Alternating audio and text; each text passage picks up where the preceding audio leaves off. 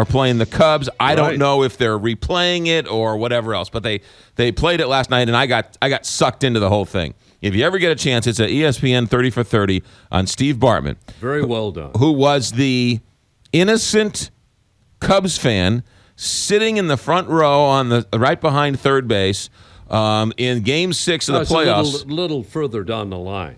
Okay. And left. Yeah, behind third base. Right. Yeah. The Cubs win the game. They're up 3-0 in the 8th inning. The Cubs win the game. They're going to the World Series. Foul ball goes over to the side of the wall. Moises Alou jumps up to try and catch the ball, and poor Steve Bartman is standing there, tries to catch the ball. His arms get in the way. He touches the ball falls. That opens the floodgates, and I think the Marlins score like 8 runs. They lose. Then they end up losing Game 7. So they have this. It's a 2-hour documentary on Steve Bartman. Did you know that he received death threats? Yeah. Do you know that there were fans who were, I had forgotten this, that they were throwing beer on him, that they were going down and cursing him? Did you know that he had to sneak out of the stadium and they had to disguise him? Yeah, I mean after the game. Yeah, after the game, he couldn't leave. He couldn't leave. So they had the whole crowd was chanting slurs at the guy. Yeah.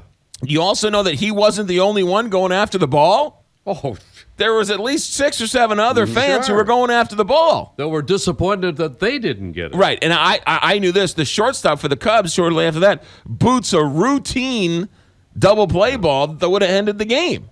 And yet this Steve Bartman. Did you also know that Steve Bartman has been offered hundreds of thousands of dollars to speak baseball card shows, commercials, and has refused and turned down every single one of those opportunities? Right? Yeah. And these Cub fans, the lovable Cub fans, it was mob mentality for these people.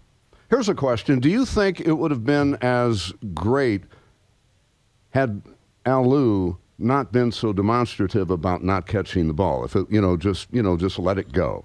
Well, I mean, that's hard to. Fact, that's hard. I mean, there was a moment. Yeah, they hold on and win, and they go to the series. Yeah, but Cub fans should be ashamed of themselves for the way they treated that guy. He did not do anything other than apologize for anything he did, and the fact that these people are still after this poor guy. Yeah, now let me ask it's both ridiculous. You guys. You're both sports fans. I got no time. Make it quick. But if you're at the game, do you go after the ball? If you would be sitting on the wall, I will tell you that it's almost like it's almost like blinking.